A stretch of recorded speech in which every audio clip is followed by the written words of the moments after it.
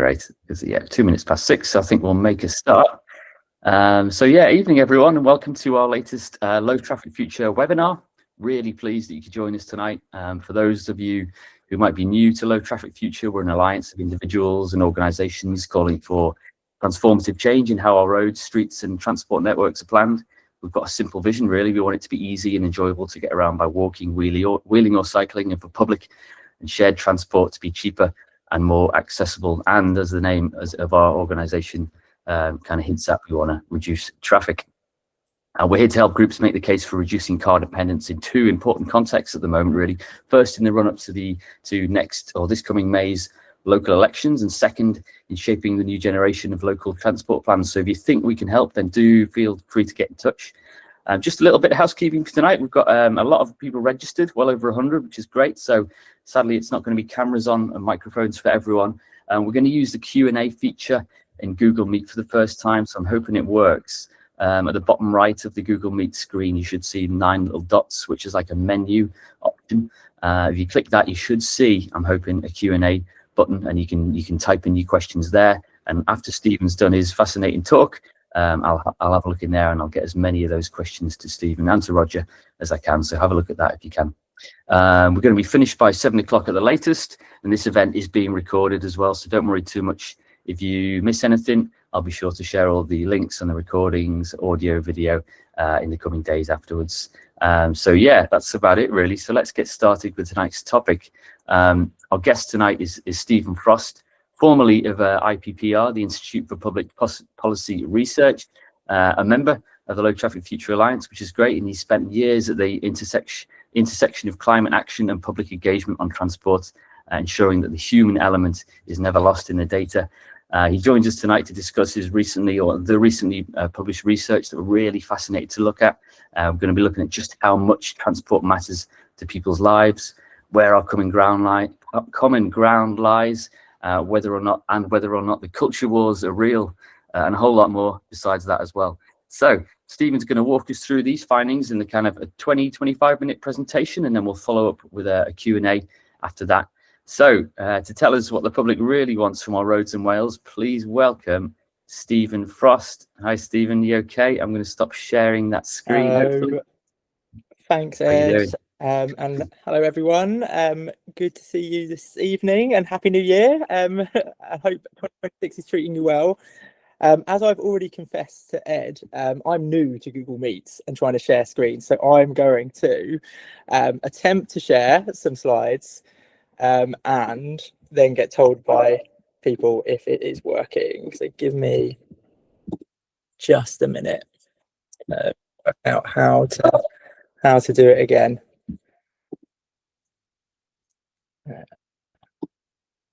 I'm getting there, don't worry. That should be it. There we go. There we go. Can you Got see it. it? Fantastic. Okay? Yeah, that's great. Well, amazing. Thank you. And how we get this evening. So, as Ed has just said, I'm the former head of transport policy at the Institute for Public Policy Research, and I'm currently off on a career break. Before being at IPPR, I was also at Sustrans doing research and monitoring and evaluation work. Before that, I've worked elsewhere in sector, charities, all sorts of things, doing largely kind of engaging communities in one form or another. The focus of my research, as Ed has actually summarised better than I've ever managed, was on the interaction of transport across 3 different spheres of kind of public policy. One was kind of environmental, and how we have to change how we get around in order to address environmental crises, kind of climate and nature crisis. And secondly, on transport's role in kind of social justice and how we can tackle transport inequality, and then finally kind of public engagement and public attitudes to transport, and what we need to do in order to secure support to make the kinds of changes that are needed to address kind of the first 2, to make transport fairer, to make it healthier, and to make it kind of more sustainable. And today I'm going to focus on one particular piece of research, which was supported by More in Common, who did all of the kind of legwork with it, running the survey and delivering the focus groups, a national and international pollster. Worked with Climate Outreach, who focus in on how to communicate with and engage the public on climate action, and Professor Lorraine Whitmarsh at the Centre for Climate Change and Social Transformations, who's an expert in public attitudes, public opinions, and kind of how that relates to fostering support for social change and policies related to that. A lot of the work that I'll talk about today is based around findings from one survey, which we ran in spring of last year. We had over 2,000 respondents for that, and it was weighted to be representative of Great British adults. And we also ran 5 focus groups across England at the very end of 2024 and then in the middle of 2025. That covered Cornwall, Nottingham, Oxford, Sheffield, and Wolverhampton. And we chose participants to both reflect a variety of ways of travel. Some of them are car owners, some of them weren't, some of them catch the bus regularly, others haven't been on one in a while, all of those things kind of as represented as we could. And we also tried to get a representative range of voters. So some of the groups had people who had voted Reform in the past and were looking at turning to Reform from Labour or other political parties. Elsewhere, we were speaking to Green voters, Lib Dem voters, all kind of a real mix of people to kind of explore the interaction between politics and transport. And then finally, as we go along, and I'm sure definitely when we get to the Q&A at the end, I'll be drawing on about 5 years of research we've done at IPPR on people's attitudes to transport. And in some of those, we've gone into a lot more depth around the trade-offs of different policies and how kind of transport policy interacts with, say, clean air policy and climate policy as well. So we've done citizens' juries, citizens' panels, focus groups, and other national surveys. Almost everything I've got in the slides today are available in one form or another on the IPPR website. If you look for everyday concerns, what people want from transport, you'll find both a summary blog and a slide deck with all of the results from the survey, which go into much more breadth and detail than I'm going to cover today. And then a couple of years ago, we did another report called Who Gets a Good Deal, which was our first big kind of look at public attitudes in transport and explores kind of a range of different issues as well. And that's got more of a narrative to it and is well worth kind of going and finding. So let me jump straight into what I want you to go away thinking from this webinar this evening.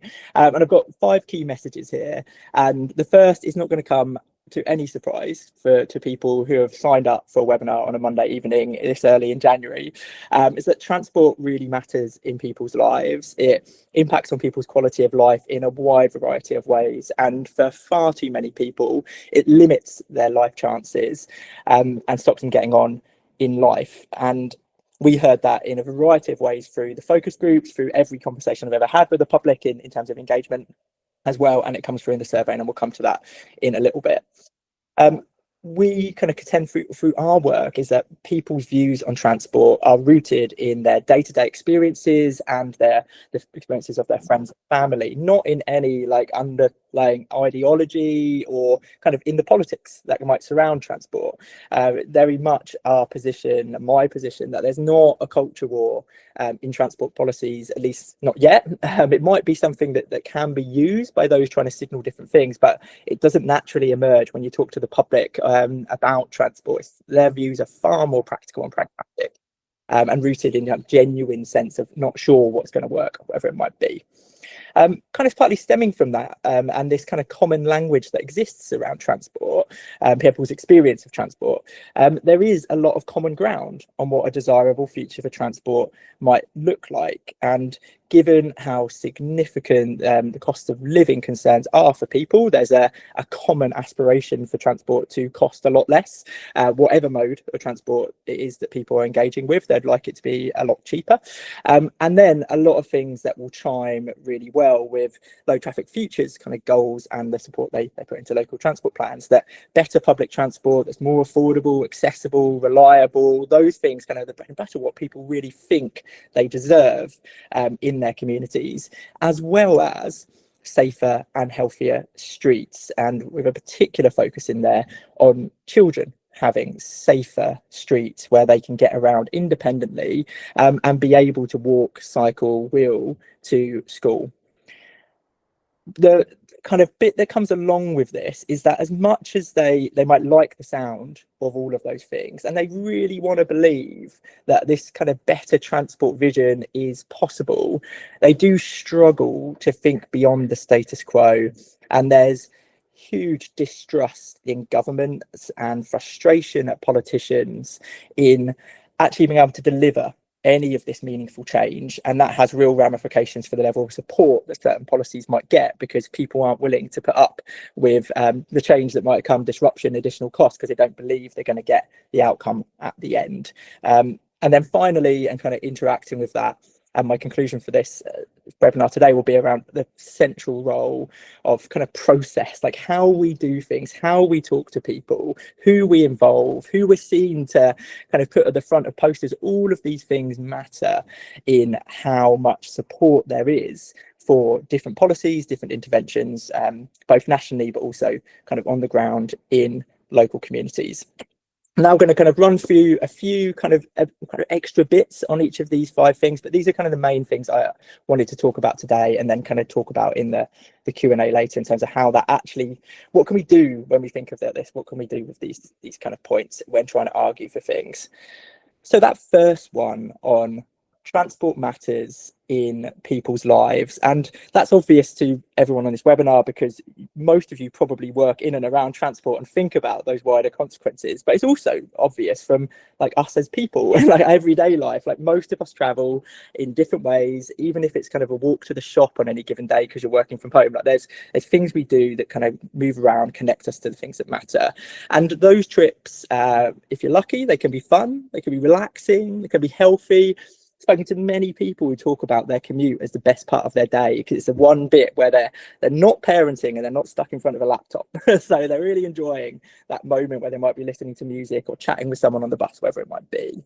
But we also know that far too often these journeys are stressful, costly, they're unsafe. People might be worried about safety in a range of ways with that. They might be worried about physical safety or social safety. They're not something that people look forward to, and they cause a great deal of anxiety.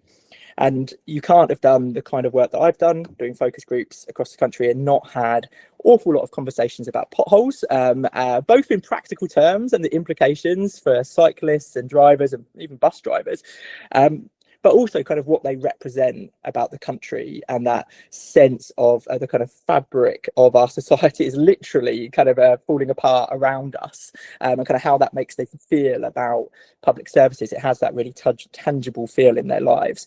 But also beyond the potholes, there is the legitimate concerns about poor quality public transport. There's no buses come to my neighbourhood. When they do come, they're unreliable, they're late, all of those kind of things, and a kind of running concern about safety on roads and on public transport in particular.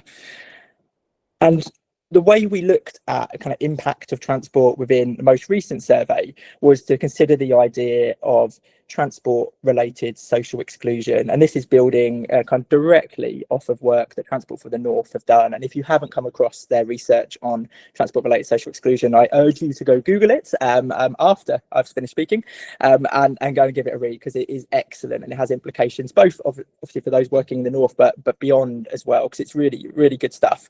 We effectively stole all of the questions they've been using with their communities and kind of translated that across to kind of national survey to really look at the idea of to what extent is transport limiting people's ability to participate fully in society, and to what extent is it then having a knock-on impact on other areas of their lives. So the top line statement that we found is that 1 in 7, 14% of adults strongly feel that transport is limiting their everyday life.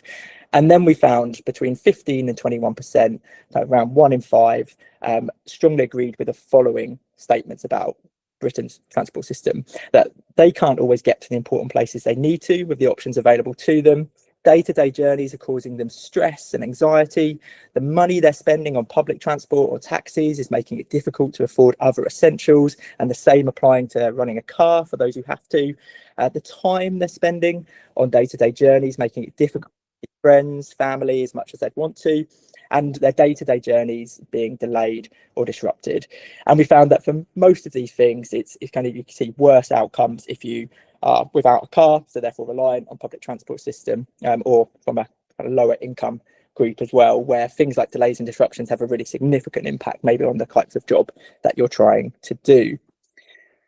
Message 2 for me was around people's transport behaviours and views being largely based on personal experience and not kind of politics or ideology or other things. And what I mean by that is, having sat through hours of conversations with the publics talking about politics and how they travel and what they want to see in the future, their views on specific policies, I've always found it really difficult to know where their political allegiance lies. You can sit in a group and listen to kind of a Green Party member being really kind of focused on the need for a car and therefore the need to make car use affordable, and then you can sit in a room where Reform voters are talking about the value of buses or cycling, whatever it might be. Like, politics is not playing into it. It's their experience in their local area and kind of what they believe kind of is necessary to get by locally is really informing things for them.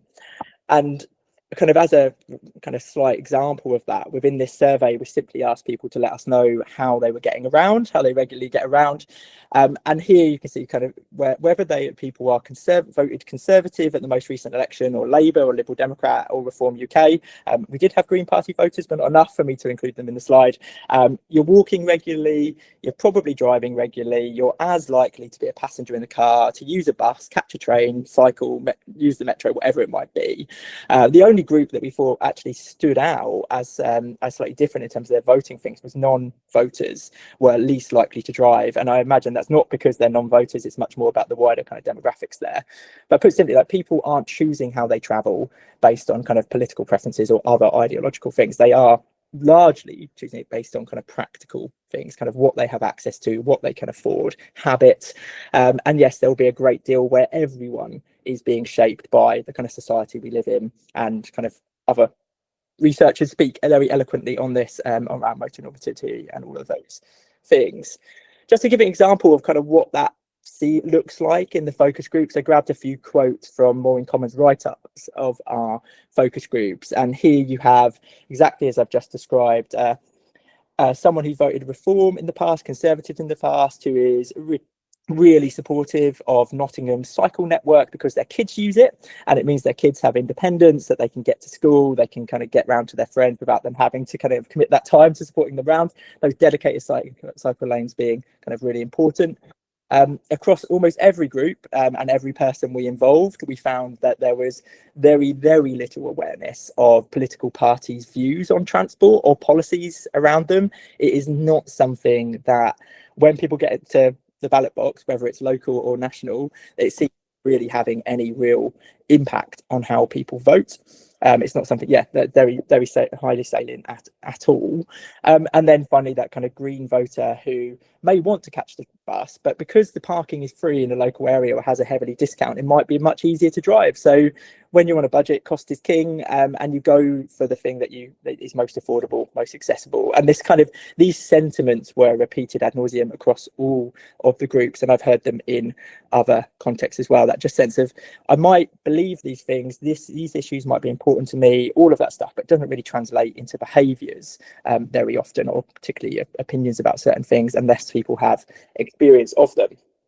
And I guess because this interacts with that of, if people have this almost common experiences and common sense views of what they think kind of good transport looks like, all those kind of stuff, you have actually a lot of common ground on where they would like to be in 20 years time, or what they would want their local community to look like. And as I've already said, a lot of this is very similar to the kind of language that you see on the Low Traffic Future website, or many environmental or progressive charities talking about transport, that there is an overarching view of, we want more affordable transport, and that might mean reduced transport, train fares, bus fares, those kind of things. But equally, people do think that if people are forced to drive, it should be affordable. It shouldn't be something that they're penalised for.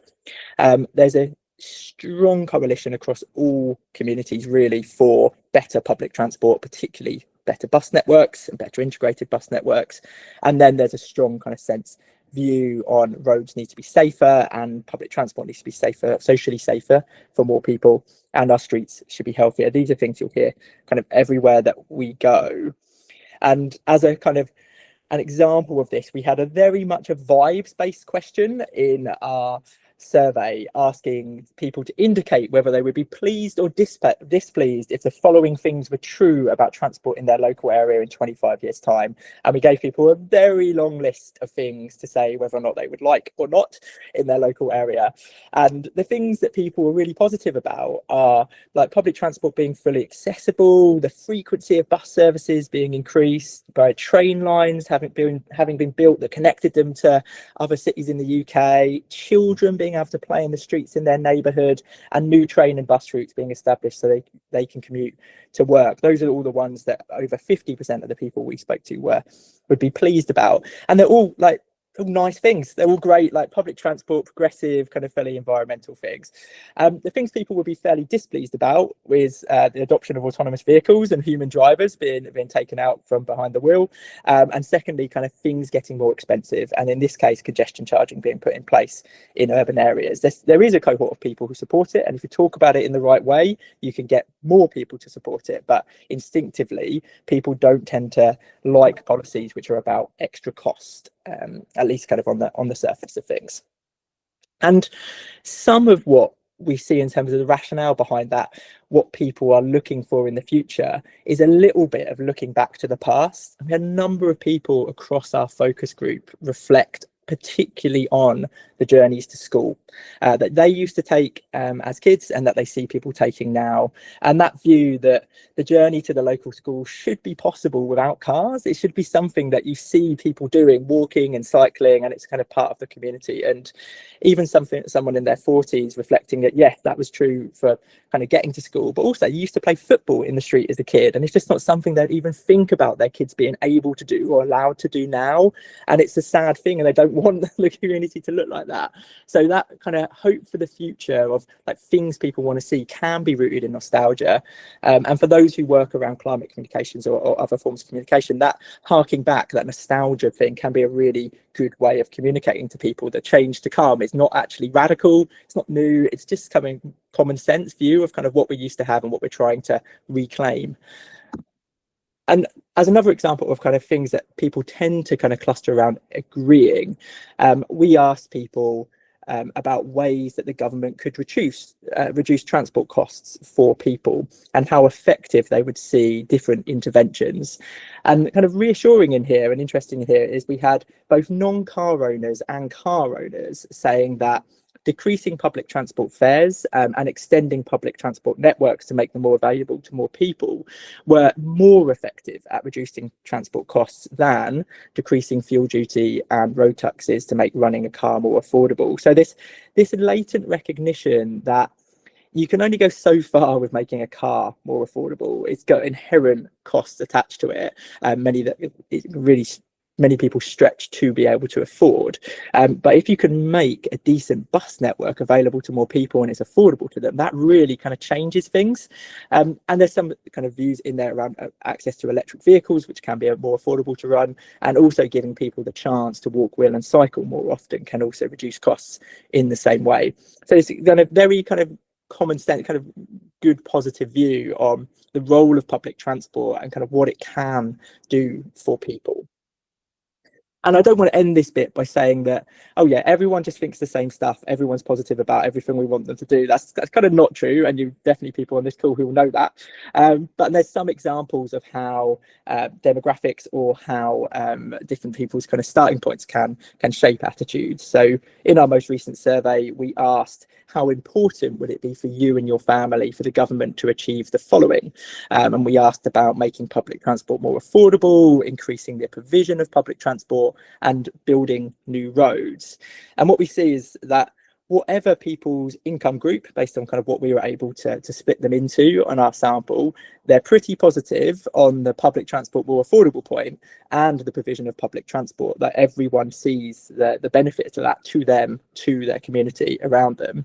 But when you get to that building new roads, it's only those higher income groups who see that as a beneficial thing for their community, their family, whereas those on the lowest income kind of go, that's not for me. You're not building new roads to help me. And most of us don't own a car, and I don't drive there regularly because I can't afford it. These aren't things that are there to benefit us. And similarly, elsewhere in our survey, we saw higher income groups who obviously travel more by all modes, also being supportive of international travel improvements, such as expansions to Heathrow. Whereas for things like if you're on a low income, it just doesn't matter to you that you're being offered kind of more flights from Heathrow. It just isn't relevant. You're not able to afford them anyway.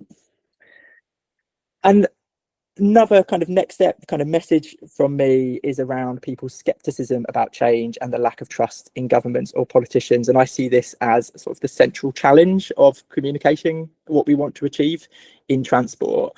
And I've said skeptical and lack of trust, and they are the tamest possible words that I could have chosen for what we've heard in focus groups and what you'll hear in the street around this. People are frustrated, they are angry, they are demanding something else, they're without hope in a lot of cases for anyone coming along and offering them kind of any meaningful improvements in their lives or for the lives of their children. And that's not universal. There are people with hope and optimism out there, but that what you hear when you talk about kind of these things in focus groups always shocks and alarms me, and actually makes me quite upset in some cases around how people feel around kind of the role of government in their lives, particularly Westminster and politicians at Westminster.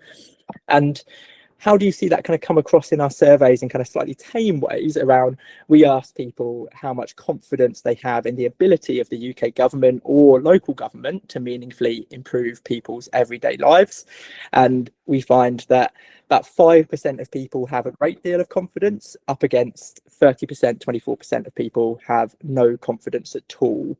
It's very much the common currency of focus groups, of even when there might be for focus group discussions, even when there might be some understanding why it's hard to get things done, some name checking of particular councillors or kind of teams in a local council, whatever it might be, who have done well, there is just this common sense of view of we're not able to deliver stuff. These people don't care enough about us. They don't understand our needs, and they're not prioritising the things that matter to us. And then that kind of informs how people feel about certain policies as well.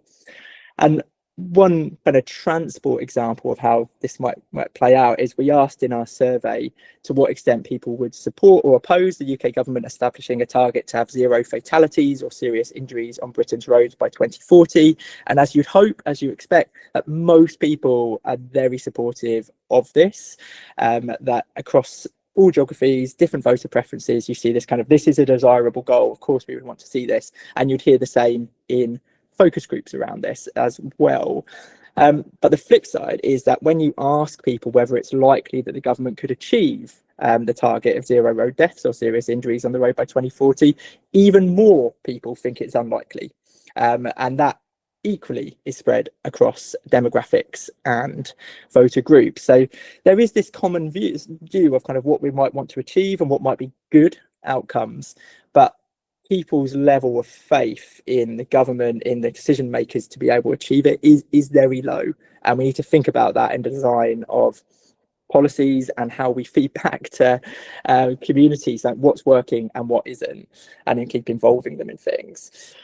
Which very much feeds into my final point of this evening around process being key to building public support for policies, for interventions, whatever we want to talk about. And that is overarching kind of conclusion of all of my time at Institute for Public Policy Research and previously, that what the public really want is to understand kind of, well, the public support policies and interventions they believe to be desirable, to be effective and fair. And you can go and find academic literature that engages with this as well and kind of evidence these points. And in terms of kind of study, we see desirable as something that is obviously reflects a positive change for where they want the country to go, and aligns with their values, their kind of view of the world and what they think kind of is needed. You've got effective, like, is it achievable? Is it something that is deliverable by those who are proposing it? And the kind of opposite of this, and what we've heard time and time again in focus groups, is description of lots of these policies and ideas being well-meaning, utopian, but they are not grounded in reality and they can't be done. And kind of how do we break that kind of view of some of the things? And then finally, that fair point, which obviously people reflect on, is it fair to me and people like me? But they go further than that, and you'll hear time and time again people raise legitimate concerns, also sometimes kind of hiding their own views maybe behind some of this, but legitimate concerns about for people who they perceive to already be having a bit of a rough time in society or because of how transport is designed. And that includes kind of disabled people, it could be people in more rural areas who are locked into car ownership, or it could be young people, those on a low income, whoever it might be, that there is this desire to know that a change is not going to have unintended consequences on certain people. And for those who are arguing for new transport policies, new interventions, like what can you do to boost this, to get people thinking that what you're proposing is desirable, effective and fair? Well, the things for me around process are that engagement and involvement of communities early and often and strategically, and thinking particularly if people are doing local transport plans, which to do at the moment, like what is being done to ensure a representative group of local people are involved and maybe have meaningful power in that process, and how are marginalized communities being brought in to address some of the imbalances that exist in design of transport systems. And the words that we hear kind of time and time again when talking about engagement and involvement are empathy.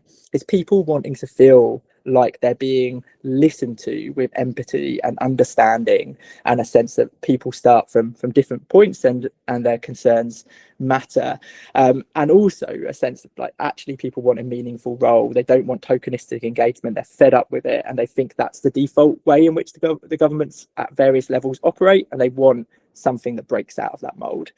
You then got kind of communicate effectively and being really clear about the aims of the interventions, being kind of spoken about in a way that feels rooted in local needs and concerns and has been shaped by those, and far greater use of trusted messages that we see kind of at most levels of transport engagement, and really thinking about who is the first person that communities are seeing talk about an intervention that's going to be disruptive or change their day-to-day life. Is it someone like them, or is it someone they perceive to be living a very different life, and kind of dynamics that might exist around power in that space as well.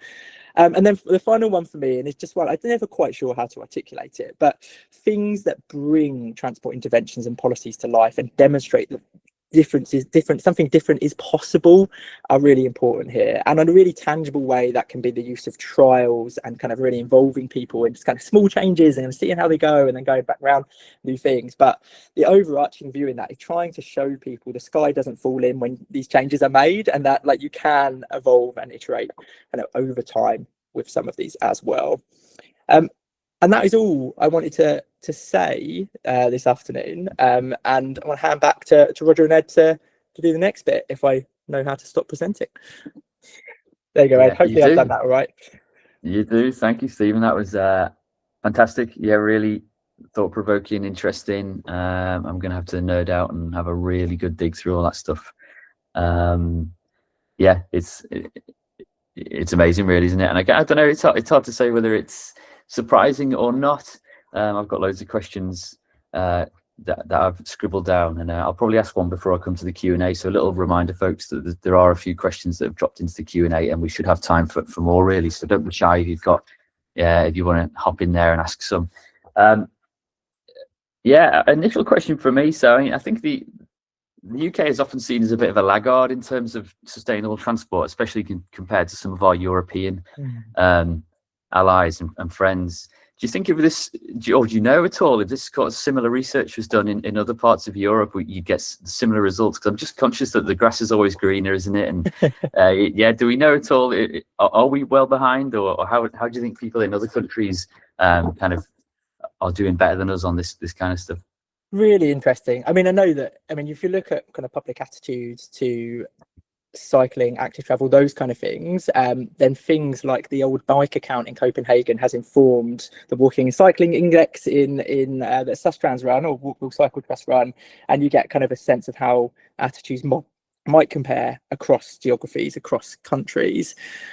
I think that some of what I've said, it kind of is true across the board, like people's support for something is linked to whether or not they think it's going to be effective, fair, desirable. Like, that's true everywhere. What's different depending on where you go in the world is different things are seen as desirable and effective, because the realities have changed on the ground. Over 40 years of policy change in Copenhagen, you've shaped people's views on how desirable and easy it is to get around by bike, right? Like, so that is now having a tangible impact on what they believe in the future can be done and what policy changes they're demanding. So I don't think Brits are inherently different.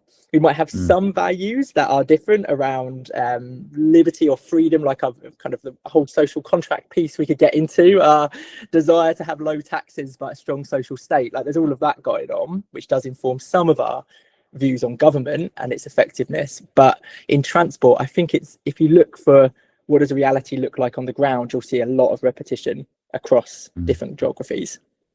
Interesting.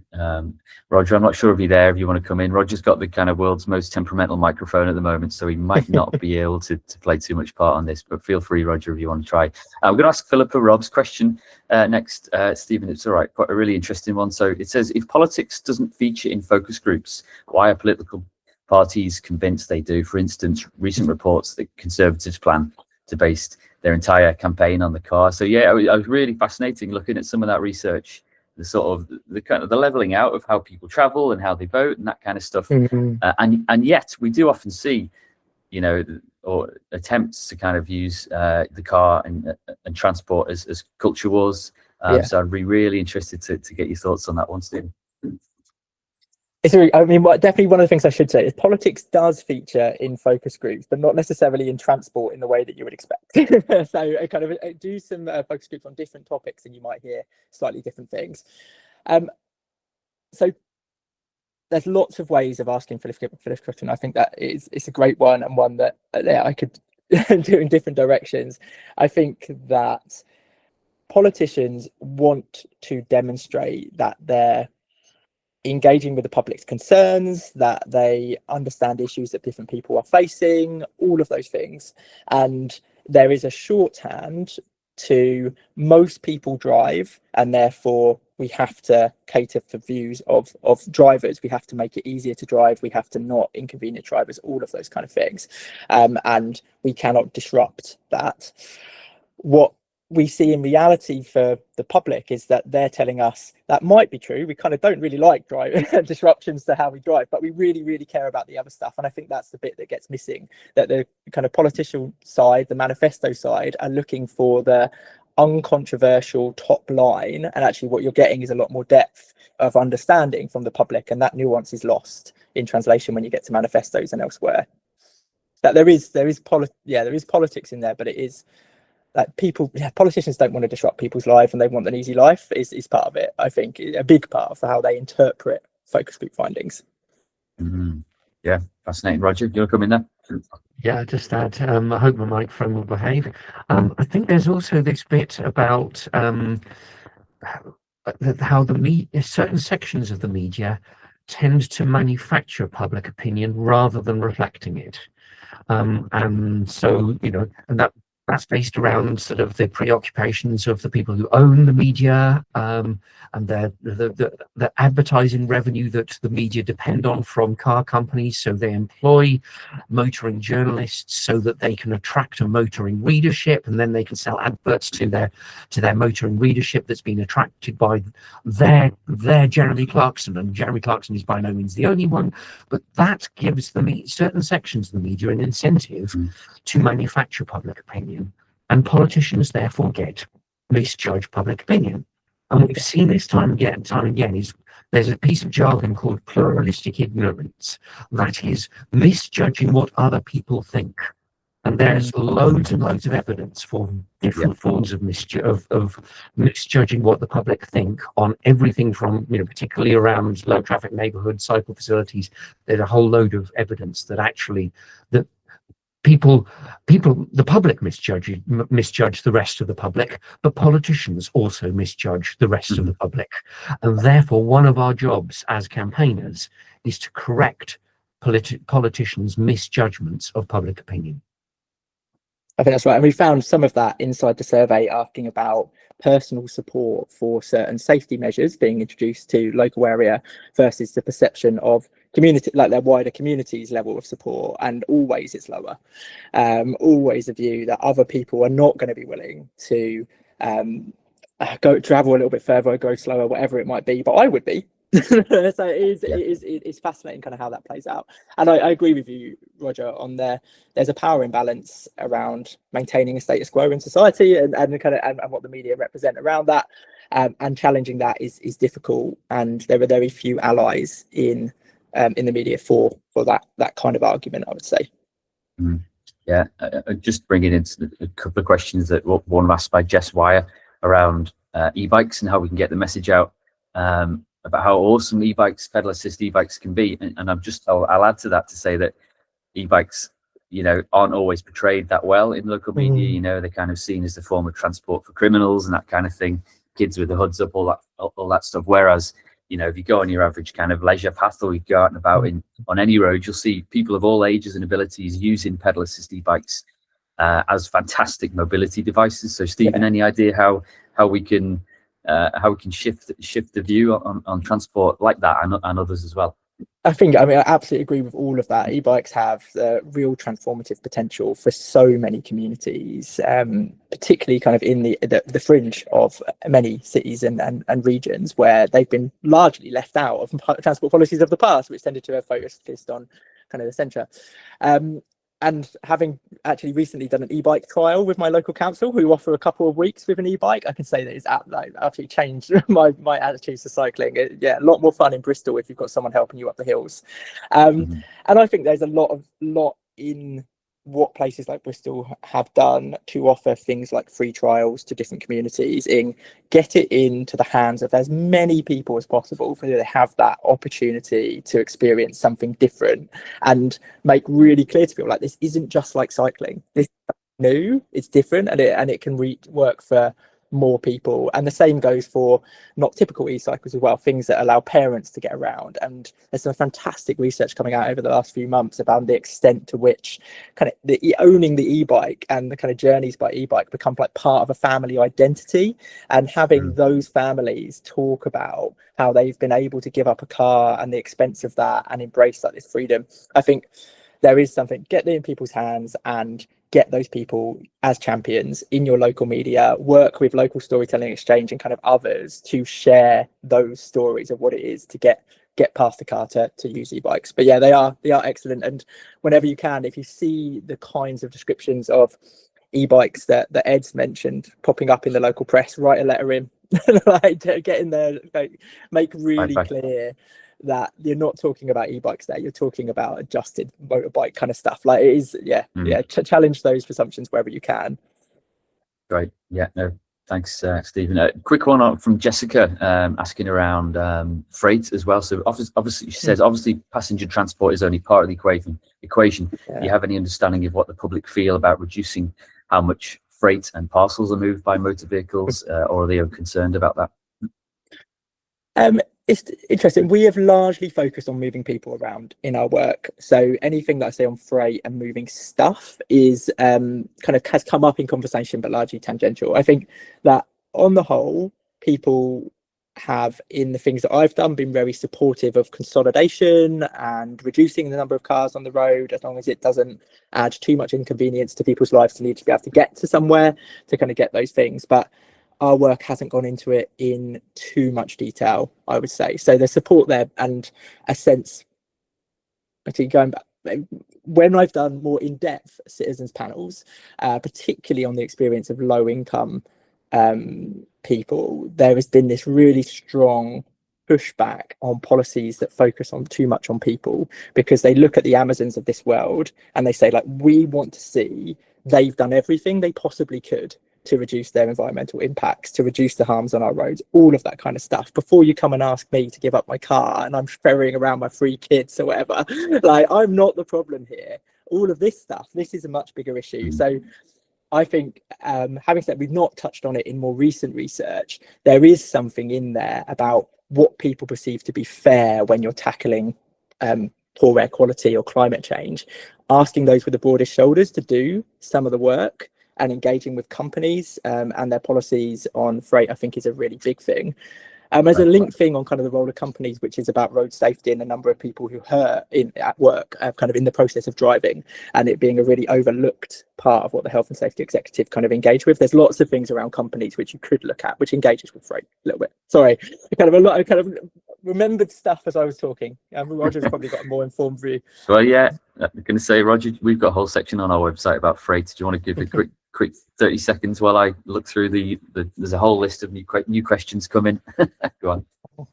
Well, it's actually, it's a very good question. I know very little about the public's views on freight. I mean, it's fairly clear that people dislike lorries. That's kind of obvious. You hardly don't need to do a survey to do that. But if you ask people, well, what would they want done instead? I mean, people would come up with the obvious things, I suspect. It'd be really interesting to find out, now that some cities are beginning to see cargo bikes appearing, what do people think of cargo bikes? Actually, I'm not aware of any research on that one. There's a one to put on the research list, I suspect. There's been some entry on that where I've seen trials of some of the first small businesses who are picking them up, I think in Greenwich or wherever it might have been. There was this sense that actually the customer satisfaction going up, their perception of the brand going up, that kind of stuff. And imagine that is still true. Yes, that does. Actually, you're right. I've seen that. Brands feel that they're by using a cargo bike, it does give them good PR, and yes. So I presume that they've that isn't just a hunch, that's actually something they've sensed. They've got some data on. I can say, as a cargo bike dad, that I need to add at least like 20% onto my journey, just to like stop and talk to people that want to know more about biking, how awesome it is. So yeah, generally very, very favorable, but more people need to know. A question from Pete Dyson, who I think is the Pete Dyson of Transport for Humans. So thanks for joining us, Pete. We need to drop you a line. Pete definitely joins his calls knowing a lot more than I do about the topic that I'm talking about. So thanks, Pete.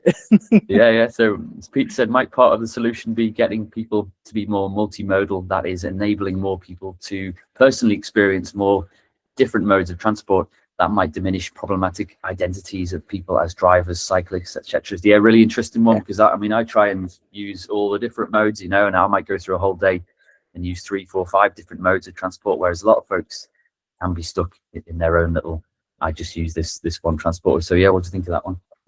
No, I completely agree with Pete. Providing people with that opportunity to have journeys that are possible to be completed via using multiple modes makes a big difference to people's attitudes. And we ask about people's experience of intermodal journeys in using some tortured language, I'm sure, in the survey, and we find that basically London's really odd.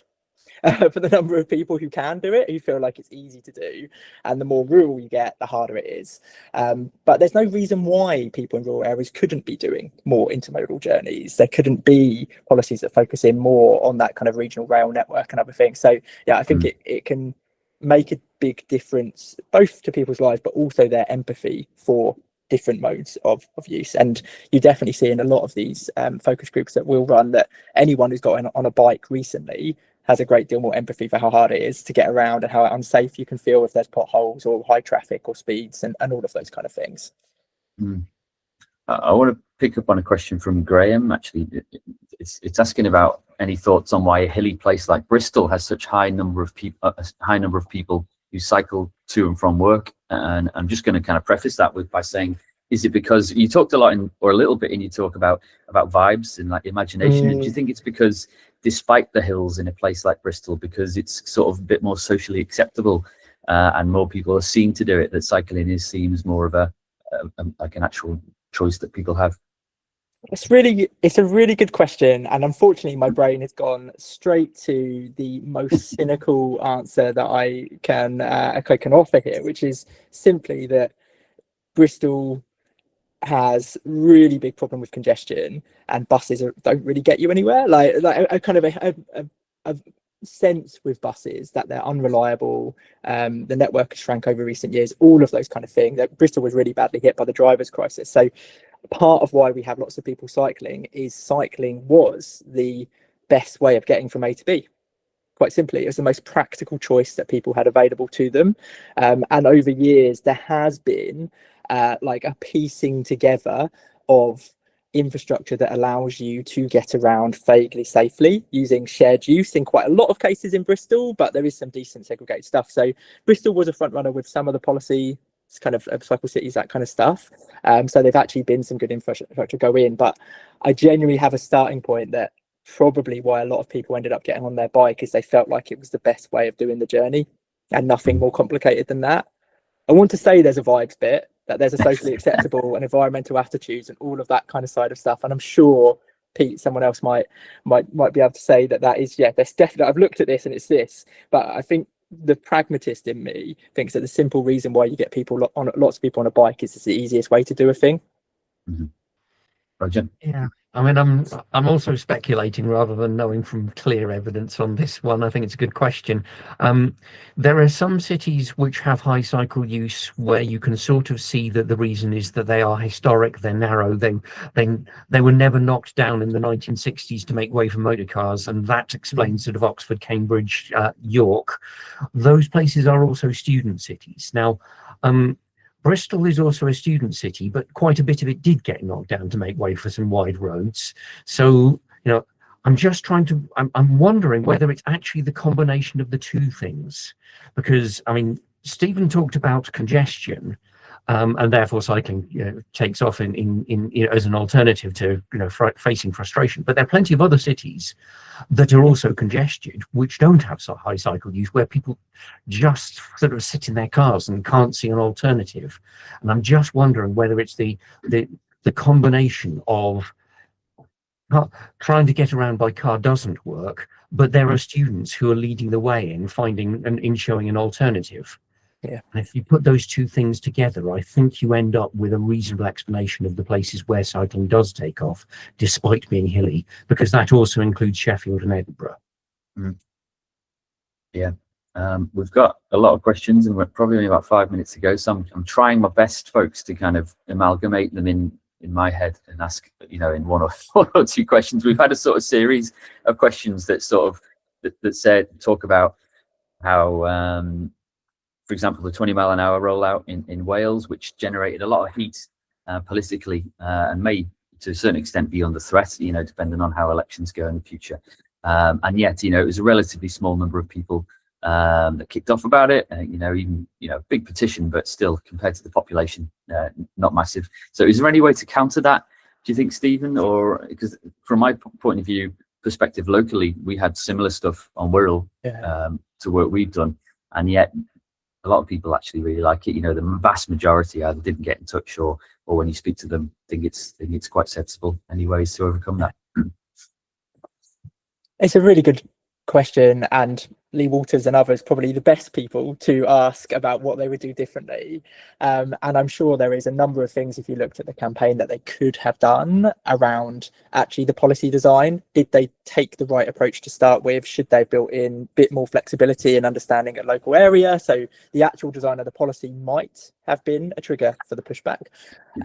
There is what we talked about earlier around certain politicians or political activists looking for an issue they think they can use as a culture war issue, and so the petition being gamed effectively to try and argue for them less support for this policy than there actually is.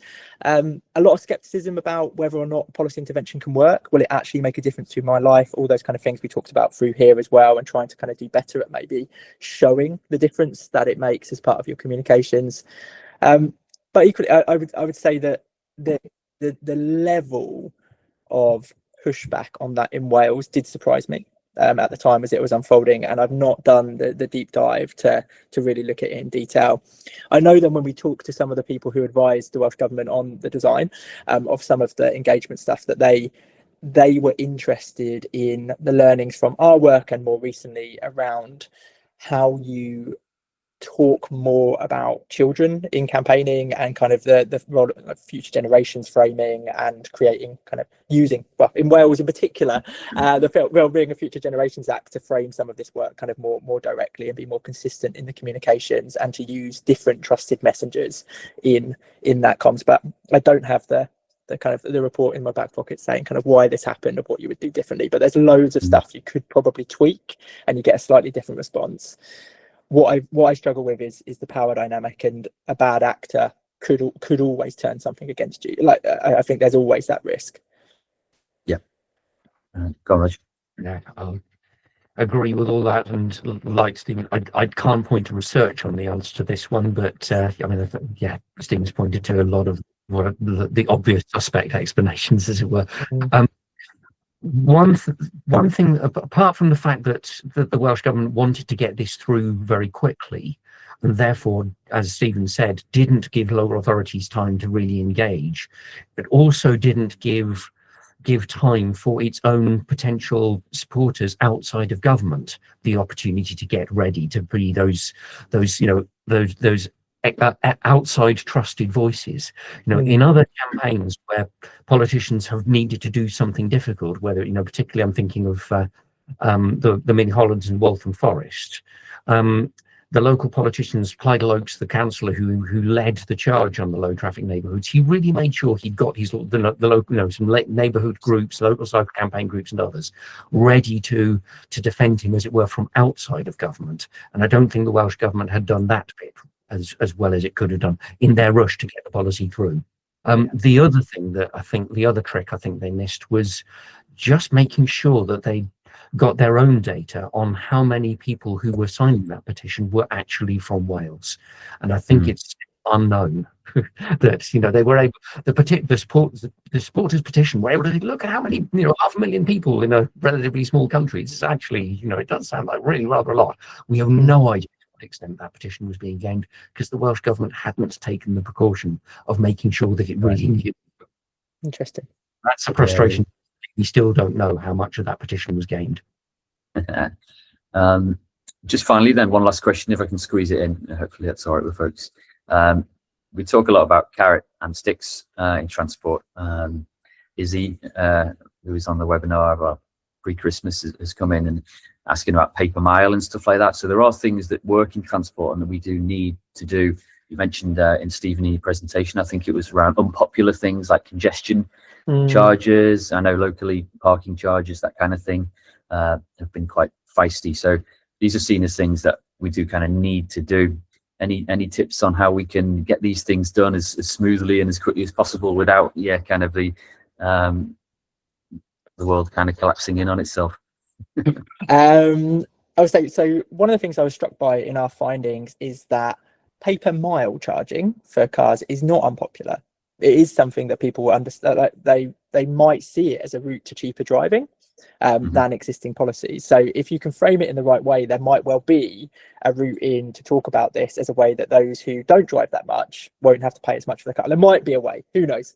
I've generally argued that the route to having the public on board with implementing a new road pricing regime in the country is better public involvement and say in the design of what that looks like, because I think you have a range of ways you might approach doing it, everything from the flat rate that's currently being consulted on, I believe, through to something that's much more complicated and looks at the implications of when you're traveling, where you're traveling, and there's another line to that of where does the money go that is being captured through those mechanisms? Is it going back into the kitty where the fuel duty cash has been going and spent in an unhypothecated way wherever it needs to within by the public sector, by government? Or could you be ring fencing a certain amount of money raised through road pricing for local transport interventions, and that perception that the money that's being spent is both being used to make sure that the roads I'm using are safe and don't have potholes and all of that stuff going on,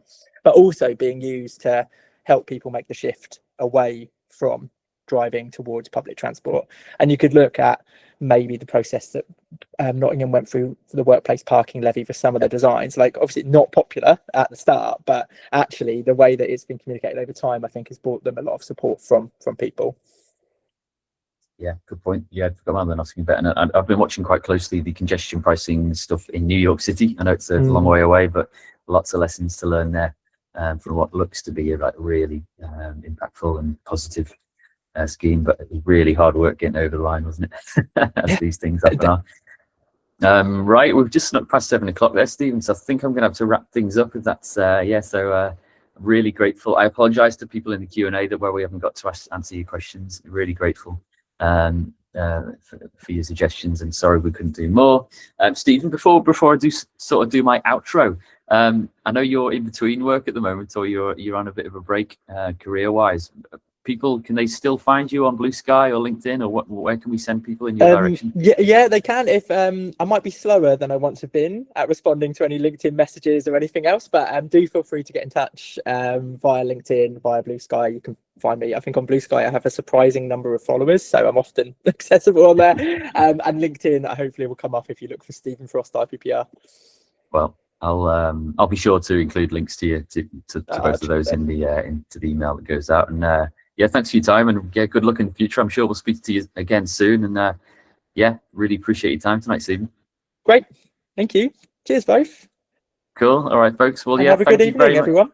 Right. Yeah. Well, likewise. Yeah, and so just to confirm, I hope you enjoyed that and found it really useful, inspiring, really amazing stuff in there. We'll share a link to Stephen's slide and the recording of the whole thing in the coming days, so you can watch it back to your heart's content. If you do want to get in touch with us, particularly around the local transport plans or help campaigning in the run-up to local elections, then do drop us a line. Just reply to the email that lands in your inbox in the coming days. And yeah, hopefully we will have some more webinars and events coming up in the coming weeks and months, so stay tuned for that. Yeah, that's it for now, folks. Thanks again for your time tonight. Have a great remainder of the evening, and I'll speak to you soon. Thank you.